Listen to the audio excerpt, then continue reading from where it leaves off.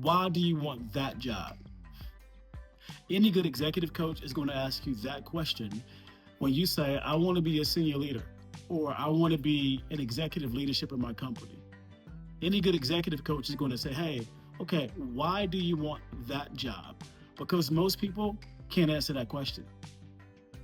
I think the founding fathers got it right when they said life, liberty, and the pursuit of happiness. The pursuit.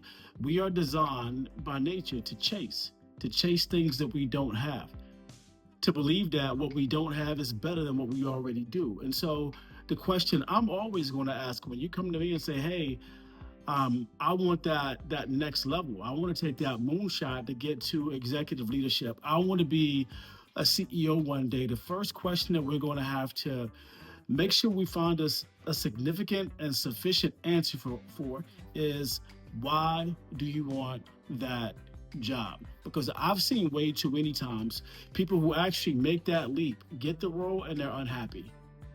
I've seen way too many times when people climb that corporate ladder and finally get there and realize, wow, this ladder was leaning against the wrong wall. And so two things come to mind. They actually come from two books, which used to be right there, but I guess I moved them. Maybe I loaned them out. But in these two books, I read them back to back. And the first one asked a question, which is, what is your definition of success? You need to be able to answer that question. What is your definition of success? The next book I read, Man's Search for Meaning by Viktor Frankl. He says, what's your definition of happiness? Deep question. What is your definition of happiness? Now, this is what I have discovered. One has to do oftentimes with your corporate life. The other has to do with your life. What you can't have is for those two things to conflict. They don't work well together. And so, honestly, your answer to both of those questions, it has to be the same thing. If not, you're going to have to choose. And I've seen way too many times people who were seeking happiness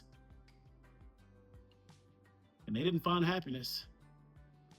They found success by virtue of the corporate definition, but they did not find happiness. And so, why do you want that job? Until you can answer that question sufficiently in a significant and meaningful way, you're not ready to be in a senior leadership role.